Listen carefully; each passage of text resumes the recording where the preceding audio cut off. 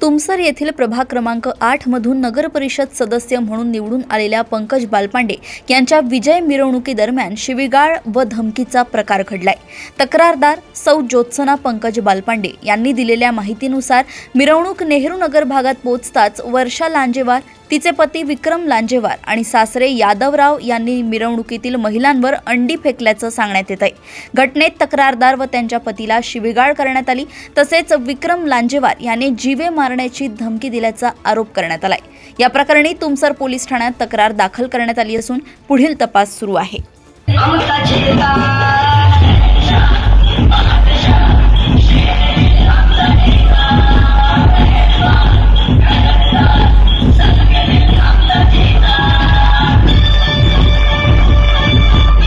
नमस्कार, मी पंकज वसंतराव बालपांडे दुसऱ्यांदा मी नगरसेवक म्हणून तुमचा मंडळातून निवडून आलेलो आहे।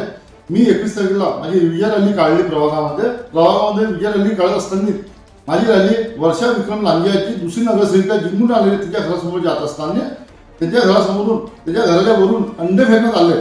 माझ्यावर, माझ्या पत्नीवर, माझे कार्यकर्ता व माझी जी लेडीज नगरसेविका हारलेली आहे तिच्यावर सुद्धा त्यांनी अंडे फेकण्याचे काम केलं। अंडे फेकल्यानंतर मी त्यांना समजवण्याकरता त्यांच्या घरी गेलो, समोरच उभे होते ते वर्षा विक्रम लांजेवार व विक्रम लांजेवार यांना मी समजवण्याचा प्रयत्न केला। त्यावेळेस त्यांनी माझ्यासोबत अभद्र व्यवहार केले, मला शिवीगाळ केली व जीवे मारण्याची धमकी दिली।